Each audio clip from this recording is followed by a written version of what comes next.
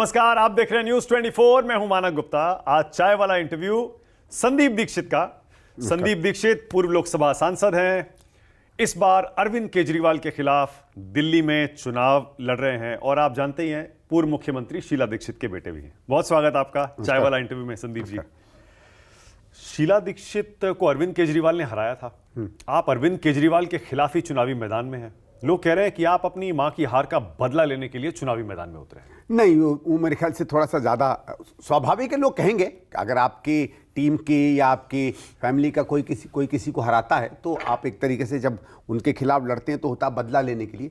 पर उसमें कोई बहुत बदले अदले का मामला नहीं है। हाँ, ये जरूर है कि जो माहौल बनाया था 12, 13, 14 में, जिन कारणों से एक बहुत ही अच्छी सरकार हार गई और जो हम लोगों के हिसाब से बहुत सीधी बात, एक फरेब का और झूठ का जो माहौल बनाया था, उसके खिलाफ अपनी बात रखना और उस पहले माहौल को तोड़ना और सच को सामने लाना, वो एक अंदर में तो कसक है, हम में है, कांग्रेस में है, सब में है कि नहीं। जो ठीक है, आप राजनीतिक मुद्दों से जीते हैं, आप तथ्य के मुद्दों से जीते, कोई दिक्कत नहीं है।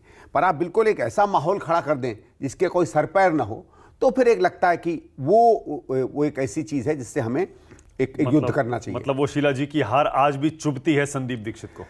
तो हार का इतना नहीं, हारे तो पहले भी है भाई। 89 में भी हारे थे, उसके बाद शीला जी 97, 98 में खड़ी हुई थी, तब भी हारी थी। दो एक इलेक्शन हारे, 19 में खड़ी हुई थी, तब भी हारी थी। हार का नहीं दिक्कत होती है।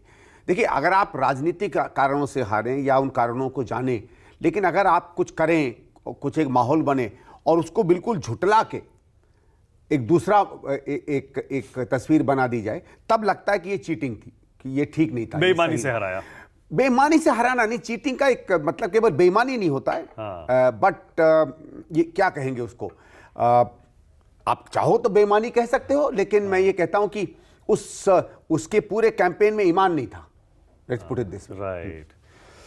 तो इस बार हरा पाएंगे संदीप दीक्षित? संदीप दीक्षित अरविंद केजरीवाल को उस सीट पर हरा पाएंगे जहां से अरविंद केजरीवाल अभी तक 3 बार जीते हैं?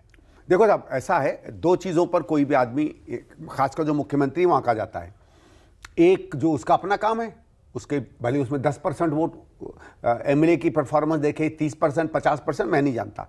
दूसरा होता मुख्यमंत्री की तरह उसने कैसे काम किया, क्योंकि स्वाभाविक है, सीएम भी हैं। तो जो मैंने पिछले 10-15 दिन में कॉन्स्टिट्यूंसी में देखा है, मुख्यमंत्री के विधायक के रूप में उनका काम और उनकी प्रस्तुति दोनों नदारद रही है। देखो, हर आदमी का क्या होता है, आप जाएंगे कभी तो कोई कहेगा यार ये फलाने ने बनाया था, या ये सड़क उसकी बनाई हुई थी, या ये काम उसका किया हुआ। तो खराब से खराब विधायक हो, अच्छा से अच्छा विधायक हो, हर जगह उसकी कोई स्मृति दिखती है जगह पे। तो मुझे कहीं किसी ने ये नहीं बताया कि साहब ये काम केजरीवाल 3 बार से कैसे जीत रहे हैं फिर वो तो माहौल की बात है। 67 सीट, 62 वही तो कह रहे हैं, वो माहौल की बात है, वो माहौल की बात है। 3 बार कैसे माहौल पर जीत सकते हैं? 2 बार तो इतनी बड़ी मेजोरिटी। देखिए, क्योंकि माहौल क्या है, माहौल ने इनको क्या किया, माहौल ने कांग्रेस को डिस्क्रेडिट किया।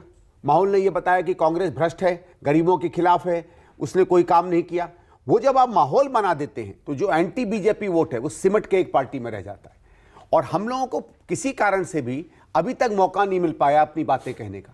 या तो हम अपनी बात इफेक्टिवली कह नहीं पाते हैं, या ज़मीन पर अभी वो तैयारी नहीं है कि हमारी बातों को स्वीकार करें, या हमको उन लोगों का जो प्रचार का माध्यम बनते हैं, चाहे कार्यकर्ता चाहे मीडिया, उसमें अभी वो स्वीकृति नहीं मिली। जो भी कारण हो, हम अपनी बात को, जो हम समझते हैं सत्य है, अपनी बात अभी तक हम लोगों तक पहुंचा नहीं पाए।